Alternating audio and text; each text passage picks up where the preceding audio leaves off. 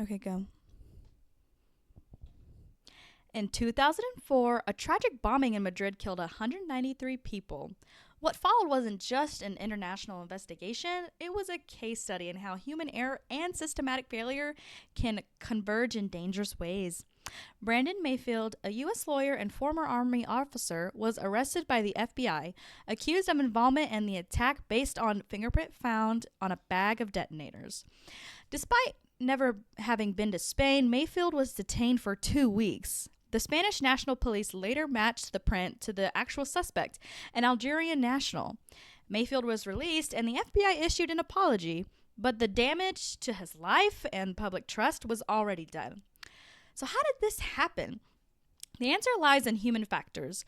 The fingerprint match wasn't exact, but it was treated as definitive.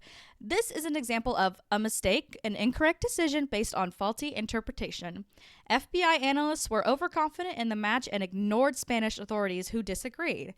There were also violations, routine ones. The FBI violated best practices by relying too heavily on technology without sufficient peer review.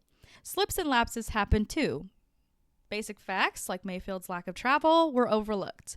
We can map this failure with the Swiss cheese model. Each layer of defense, technology, procedure, expert review, had holes. When those holes aligned, a wrongful arrest occurred. Overconfidence, confirmation bias, poor interagency communication. These aren't one-off errors, they're symptoms of deeper flaws. Investigators were likely using recognition prime decision making, making fast judgments based on familiar cues. It works in high stress environments until it doesn't.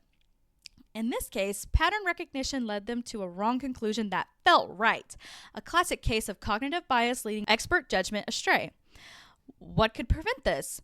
Independent verification of forensic evidence, training investigators to recognize cognitive bias, structured analytical techniques to counteract intuition, and most of all, accountability. And how do we use failure, not to blame, but to build a better system?